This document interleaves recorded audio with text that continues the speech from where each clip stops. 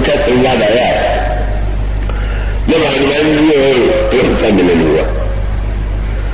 क्या प्रभु को देख करके सुग्रीव के मन में ये भ्रम हुआ कि तो वाली से भेजे हुए मुझे मारने के लिए कोई देवदार है, लेकिन बहुत बुद्धिमत्ता की सुग्रीव ने रामायण में एक बड़ा मीठा सूत्र दिया गया है और समझने योग्य। इस सूत्र की थोड़ी चर्चा एक में मैंने की थी और ये बड़े काम का सूत्र है। जब जनक से धनुष टूटने का समाचार लेकर के दूत गए, महाराज श्री दशरथ को उन्होंने वो पत्र दिया जो महाराज श्री जनक ने और श्री राम ने दोनों ने अलग अलग पत्र भेजे थे। महाराज श्री दशरथ ने उन पत्रों को एक बार नहीं कई बार पढ़ा, पर पढ़ने के बाद भी जैसे उन्हें संतोष नहीं हुआ और तब उन दूतों को पास में बैठा करके उन्होंने उनसे पूछना प्रारंभ किया। तो पहला तो उन्होंने नाता ही नया जोड़ लिया, भैया कहो। अब बेटे दूत थे और ये है चक्रवर्ती सन्यास, तो दोनों में तो स्वामी और सेवक का, राजा और दूत का ही रहता है। पर उन्होंने दूत कह करके नहीं पुकारा, उन्होंने कहा आप तो हमारे भाई हैं। और उसका अभिप्राय क्या हुआ कि देखिए ये जो नाता जुड़ा, नया नाता, इसका आधार कौन है? तो एक नाता तो होता है जाति के आधार पर, कुल के आधार पर, संपत्ति के आधार पर, और एक नाते की रामायण में चर्चा की गई पूजनीय सुमित्रा अम्मा ने जो लक्ष्मण जी को बताया था। उनका संसार के लोग जाति पाति के आधार पर संबंध जोड़ते होंगे और सुमित्रा अम्मा ने यही कहा कि पूजनीय प्रिय परम जहाते सब मान्य राम को रात। बस अब कृपया यही से पूरी परिभाषा से सुनेंगे। यदि आप शरीर है तो आप शरीर के नाते से नाता मानेंगे, और यदि आप ईश्वर के अंश है, जैसा कि रामायण में आगे चलकर के उत्तरकांड में भी कहा गया, ईश्वर अंश जीव अविनाशी, तो स्वभावतः जो नाता हम स्वीकार करेंगे वह नाता ईश्वर का ही नाता हो। और यही भगवान श्री राम शबरी जी से भी कहते। जब शबरी जी ने कहा कि मैं तो बड़ी निम्न जात की हूं, मैं तो स्त्री हूं, निम्न तो निज्ञ नहीं है, तो भगवान ने यही कहा कि शबरी मुझसे इन बातों की कोई बात ये जो तुम कह रही हो इसे कहने की कोई आवश्यकता नहीं है, क्योंकि मैं जाति पाति का नाता तो मानता नहीं, मानो एक भगत का नाता। तो आज अगर दशरथ और वो दूत भाई हो गए तो भाई तो न तो जाति के नाते से थे और ये तो भाई एक माता के गर्भ से जन्म लेने वाले के रूप में थे। पर उनका तात्पर्य यही था कि आप कितने सौभाग्यशाली हैं जब आप हमारे राम के पास से आ रहे हैं, तो मेरी दृष्टि में तो आप मेरे भाई ही है। मन इसका अभिप्राय ये कि छोटे और बड़े का भेद मिट गया। फिर अगला प्रश्न, भैया कहो कुशल दो बारे, क्या मेरे दोनों नन्हे पुत्र कुशल पूर्वक हैं? और इसके पश्चात दूतों ने फिर प्रश्न किया, क्या आप लोगों ने आप पत्र ही लेकर के चले आए कि उन्हें आपने देखा? और देखा है तो क्या अपनी आंख से देखा है? और अपनी आंख से भी देखा है तो क्या अच्छी प्रकार से देखा है? ये इस पंक्ति में लिखा हुआ है, भैया कौन कुशल दो बारे, तुम नीचे निज नैन निहारे। अच्छा देखा है तो क्या देखा भी भर ही है कि उनसे परिचय भी हुआ, और परिचय अगर हुआ है तो उसकी तो एक ही परीक्षा है। क्या बहुत सुंदर बात उन्होंने कही, पहचानो तुम कहो स्वभाव। अगर आप लोग उन्हें पहचानते हैं तो आप ये बता दीजिए कि उनका स्वभाव कैसा है। साधारण दृष्टि से तो कृष्ण बड़े विचित्र से थे, पर भक्ति साधना की दृष्टि से यही साधना का क्रम है। और साधना का क्रम क्या है? ईश्वर को देखना, फिर अपनी आंखों से देखना, भली प्रकार से देखना, और फिर पहचानना, और पहचानने का फल है उनके स्वभाव को जान लेना। अगर ईश्वर के संदर्भ में विचार करके देखें तो ठीक यही क्रम है। पहले देखिए, फिर अपनी आंखों से देखिए, भली प्रकार देखिए, पहचानिए, और जब आपका परिचय उनसे हो जाएगा, नाता जुड़ जाएगा, तो अभी तक तो आपने ईश्वर के विषय में कोई सुना ही सुना है, तब उनके स्वभाव का सच्चा ज्ञान हो जाएगा। और यही प्रश्न उन्होंने किए, और यहां पर भी संक्षेप में उसी क्रम का संकेत है। पहले सुग्रीव ने देखा तो अपनी आंख से, लेकिन अपनी आंख से देखने के पहले अपनी आंख को भी देख लीजिएगा। एक बड़ी समस्या है ना। देखिए, आप कहीं किसी शराब के अगर सोना बेचने जाए तो सोने की तौल करने से पहले अगर आप बुद्धिमान होंगे तो तराजू की तौल पहले कर लेंगे, और इसका अर्थ ही आप देख लेंगे। आपने कह दिया कि मेरा सोना तौल दीजिए, और कहीं वो ऐसे निकले कि जिनका तराजू ही पहले से ऐसा बना हुआ है कि आपकी वस्तु हल्की से दो जाए, और आपके सामने उन्होंने रख दिया। एक पलड़े पर उन्होंने सोना रख दिया, दूसरे पर उन्होंने तौलने की वस्तु रख दिया, और आपसे कह दिया कि आपके सामने आप देख लीजिए। पर बुद्धिमान तो जानता है कि तराजू ठीक होगी तो तौल ठीक हो। तो इसी प्रकार से अपनी आंख से देखना तो चाहिए, पर देखने के पहले आंखों को भी तो देख लेना चाहिए। और इसका अर्थ ये है कि ईश्वर को देखने के लिए क्या दृष्टि सबके पास होती है क्या? अब वो होने की बात तो अभी तो महाभारत चल रहा था, मुझे पत्र में पढ़ा तो मुझे लगा कि सचमुच मानवीय स्वभाव के विचित्र परिचय मिलते हैं। जिस व्यक्ति ने दुर्योधन का अभिनय किया था, मैं उसका नाम भी भूल गया, पत्रकार उससे मिले और उससे पूछा कि आपको अपने अभिनय से संतोष है? दूसरा प्रश्न किया पत्रकार ने, आपको महाभारत में सर्वश्रेष्ठ पात्र कौन लगता है? तो उसने कहा दुर्योधन। यहां तक तो बात गनीमत कह लीजिए, पर पत्रकार ने इतने पर भी पीछा नहीं छोड़ा, पूछ दिया आपकी दृष्टि में महाभारत का सबसे बुरा पात्र कौन है? और उसने कहा कृष्ण से बढ़कर बुरा पात्र है ही नहीं। तो इसका अर्थ यह है कि मुझे लगा कि वो महाभारत में नाटक में ही दुर्योधन नहीं बना, जीवन में भी दुर्योधन ही बन गया। तो दुर्योधन को तो सचमुच कृष्ण ही सबसे बुरे लगते थे। तो इसका अर्थ यह है कि दुर्योधन की आंख से कृष्ण को देखेंगे, नाटक में देखने पर ही जब दशा होगी, तो सचमुच दुर्योधन ने जब जीवन काल में देखा होगा तो उसके पास जो दृष्टि होगी वो तो दृष्टि देश से भरी हुई। उसका अर्थ ये है कि अगर आपकी आंखों में कोई रोग है तो भी आपको वस्तु सही नहीं दिखाई देगी, धुंधली दिखाई देगी। और आंखों पर अगर कोई रंगीन चश्मा चढ़ा हुआ है तो भी आपको वस्तु रंगीन दिखाई देगी। तो ऐसी स्थिति में जिसकी आंखों में द्वेष भरा हुआ है, जब वो द्वेष की दृष्टि से ईश्वर को देखता है, जैसे दुर्योधन ने देखा, तो स्वाभाविकतः उसे तो भगवान में वह भगवत्ता नहीं दिखाई पड़ी, उसने द्वेष की दृष्टि से ही कृष्ण को देखा।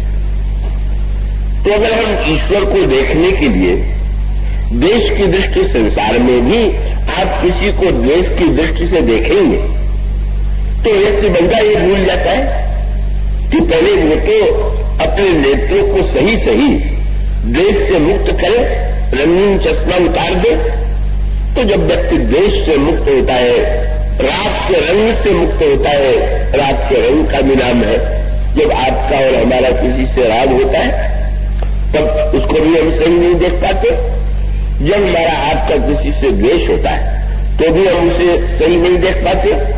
और कठिनाई तो यही है कि या तो आंखें तो दो ही हो, शंकर जी की तरह 3 आंखें होती तो काम चल जाता। उनकी तो 2 ही आंख नहीं, 2 आंख और तीसरी आंख बीचों बीच में है। तो हम लोगों की एक आंख तो दाएं है और एक बाएं है। दाया आंख मानो ये राग की वृत्ति है और बाया माने द्वेष की वृत्ति है। वो ठीक बीच में तो हम रह ही नहीं पाते, राग और द्वेष से मुक्त तो हो ही नहीं पाते। तो ऐसी स्थिति में ईश्वर को प्रारंभ में व्यक्ति जब देखेगा, सुग्रीव ने उन्होंने अपनी आंखों से जब श्री राम को देखा तो उनके आंखों में तो भय और आतंक समाया हुआ था। और जब श्री राम को धनुष बाण लेकर के आते देखा तो देखते हुए उनको वही भय और आतंक जो है उसी का आरोपण उन्होंने श्री राम में कर दिया। उनको लगा कि बाली ने मेरा वध करने के लिए इन दोनों राजकुमारों को भेजा। तो सुग्रीव का सौभाग्य यही है कि वो अपनी दृष्टि पर भरोसा नहीं करते। उन्होंने हनुमान जी से कहा कि मुझे तो यही लग रहा है, फिर आप जाइए और जाकर के आप निश्चय कीजिए कि मित्रता के भाव लेकर के आए हैं कि शत्रुता के भाव लेकर के आए, और आप वहीं से संकेत कर दीजिएगा। अगर बाली ने भेजा हो तो आप तो अपनी रक्षा कर ही लेंगे, पर मैं तो यहाँ से भागे ही जाऊंगा, और तो मुझे कुछ आता नहीं भागने के सिवा। हनुमान जी गए। अब आप देखेंगे हनुमान जी ने देखा, अपनी आंखों से देखा, भली प्रकार देखा, पंचाना और स्वभाव को जाना। ये आप जितने दशरथ जी के प्रश्न में जितनी बातें हैं हनुमान जी के इस दर्शन में आपको सब मिल जाएंगी। हनुमान जी गए और प्रारंभ ही जो हुआ तो बड़ा अनोखा हुआ। भगवान श्री राम धनुष बाण लिए हुए, लक्ष्मण जी इनके बगल में, और हनुमान जी ब्राह्मण का वेश बना करके प्रेम के सामने पहुंच गए। और ब्राह्मण के वेश में जो ही पहुंचे, हनुमान जी ने क्या किया, बोले विप्र रूप धर कप तर गए मां समाई। ब्राह्मण के रूप में जाकर के जब भगवान राम को सिर झुका करके प्रणाम किया तो प्रमुखों के होठों पर व्यंग की हंसी थी। बाद में कभी हनुमान जी ने प्रभु से पूछा, प्रभु मैंने आपको प्रणाम किया तो आपके होठों पर व्यंग की हंसी थी, कोई न कोई रहस्य तो रहा होगा। तो प्रभु ने यही कहा कि मुझे लगा कि तुम वास्तविक ब्राह्मण नहीं हो। वास्तविक ब्राह्मण होते तो क्षत्रिय से प्रणाम कराने के लिए रुकते थे, पर आते ही तुमने जब प्रणाम कर दिया तो लग गया कि तुम्हारा देश ही ब्राह्मण का है, वास्तविक ब्राह्मण नहीं। पर आप जानते हैं हनुमान जी ने जो उसका उत्तर दिया था उसी प्रसंग में वो होठों पर व्यंग देख के समझ गए। तो भगवान श्री राम को प्रणाम करने के बाद हनुमान जी ने जो प्रश्न किया उस प्रश्न में प्रभु के व्यंग का उत्तर था। उत्तर क्या था? को तुम। अब आप ही बताइए कि आप कौन। और उसके पश्चात श्यामल गौर शरीरा, श्यामल और गौर शरीर वाले आप कौन है? और अगला वाक्य बहुत सुंदर है। शब्द क्या है? बोले क्षत्रिय रूप फिरऊ वन बीरा। क्षत्रिय का रूप धारण करके आप वन में घूम रहे हैं, ये क्या? उत्तर बहुत बड़ा था। प्रभु का व्यंग था कि तुम वास्तविक ब्राह्मण नहीं हो। तो हनुमान जी ने संकेत किया कि आप भी वास्तविक क्षत्रिय नहीं है, आप भी क्षत्रिय का वेश बना करके ही घूम रहे हो। बहुत बड़ी बात। दोनों सचमुच एक दूसरे को पहचानने वाले। इसका अभिप्राय उन्होंने लिखा कि आप क्षत्रिय, बोले क्षत्रिय रूप फिर क्षत्रिय का रूप धारण करके वन में घूम रहे। मनो संकेत यह था कि प्रभु अगर नाटक की बात है तो दोनों के नाटक में कमी निकाली जा सकती है। अगर मेरे लिए कहा जा सकता है कि ब्राह्मण होकर के तुमने प्रणाम कैसे कर दिया, तो आपके लिए भी तो ये प्रश्न किया जा सकता है कि क्षत्रिय होकर के भी आपने ब्राह्मण को क्यों नहीं प्रणाम कर दिया। तो इसका अर्थ तो यह है कि सचमुच कहीं न कहीं बात जो है और सचमुच दोनों ही ये जानते हैं। हनुमान जी जानते हैं कि मैं ब्राह्मण भी, ब्राह्मण रूप, वो तो रूप तो बदलते ही रहते हैं। और ये सत्य केवल हनुमान जी के संदर्भ में ही नहीं, आप आज जब कहते हैं कि आप ब्राह्मण हैं तो क्या आप दावा कर सकते हैं कि पिछले जन्म में भी आप ब्राह्मण थे? और क्या आप ये दावा कर सकते हैं कि अगले जन्म में भी आप ब्राह्मण ही रहेंगे? कहीं तो ये नहीं लिखा हुआ है कि एक जाति में ब्राह्मण, क्षत्रिय, वैश्य, शूद्र किसी जाति में जन्म लेने के बाद सर्वदा उसी जाति में व्यक्ति जन्म लेता रहेगा। बस अंतर सूत्र ये है कि मानो इस सत्य को जानना वो अभिनेता का सत्य है। दोनों अभिनेता एक दूसरे के सामने।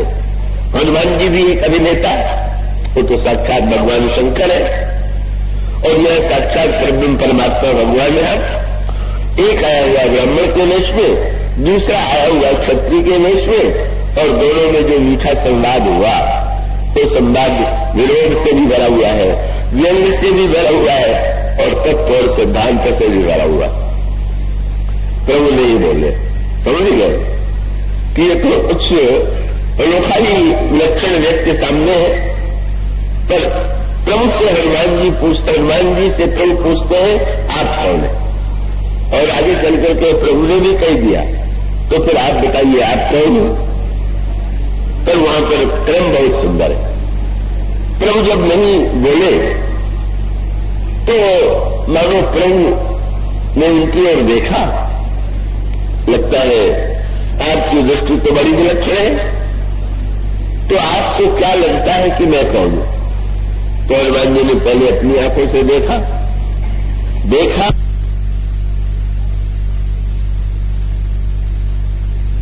सत्य तक पहुंच गए। उन्होंने प्रभु से कहा, को तुम श्यामल गौर शरीरा, क्षत्रिय रूप फिरऊ बल बीरा, कठिन भूमि कोमल पदगामी, कौर हेतु बल विचरऊ स्वामी, मृदुल मनोहर सुंदर गाता, सहत विपिन हिम आतप बाता। और तब उन्होंने कहा, मुझे तो लगता है कि तुम तीन देव में कोई। मैं ये समझता हूं कि वस्तुतः ब्रह्मा विष्णु शिव, इनमें विष्णु का रंग तो श्याम है, ब्रह्मा का रंग लालिमा लिए हुए है और शंकर का रंग गौर है। तो आप भी श्याम और गौर वर्ण के हैं, तो इन तीनों में से कोई दो होंगे। प्रभु नहीं बोले और ध्यान से देखा, मानो लगा कि प्रभु कहते हैं कि यदि तुम तीन की कल्पना करते हो तो तुम्हारे मस्तिष्क में ये बात क्यों नहीं आती कि तीन होती तो तीन तो आती, एक को क्यों छोड़ाती? हनुमान जी ने कहा, प्रभु मुझे ये लगता है कि आप तीन में दो नहीं। तब क्या है? बोले नर नारायण की तुम दो ही। नर नारायण ये तो दो ही है, तो लगता है कि आप दोनों नर और नारायण।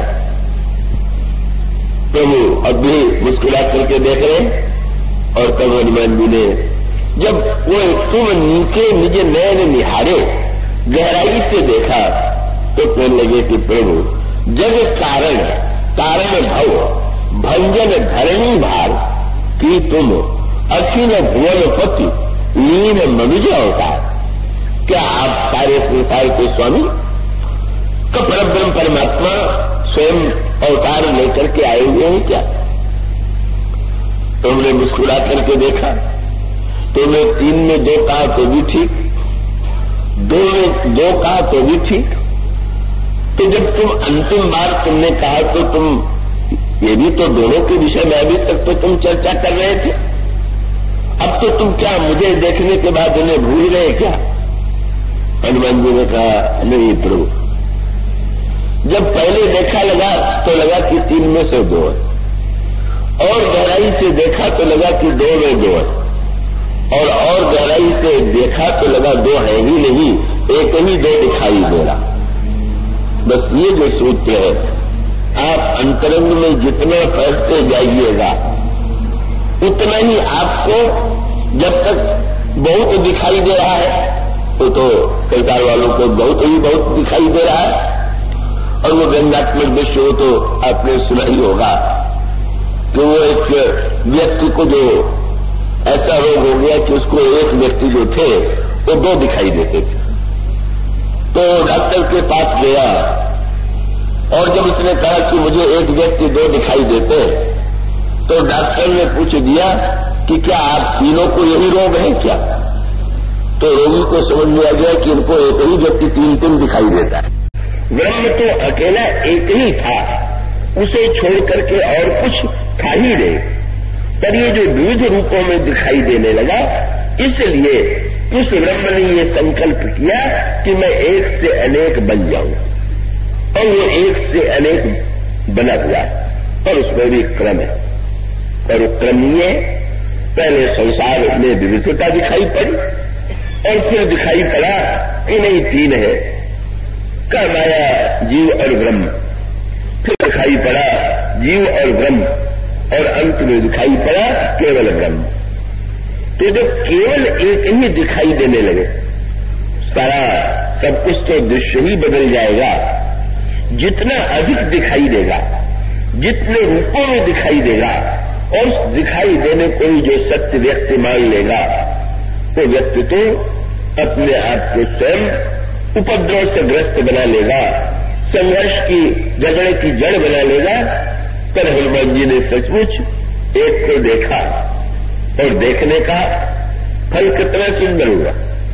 आगे चल करके गोस्वामी जी ने लिखा, जब एक करके देख लिया तो कल समझ गए कि ये तो दिव्य दृष्टि वही दृष्टि है जो शिव की दृष्टि है।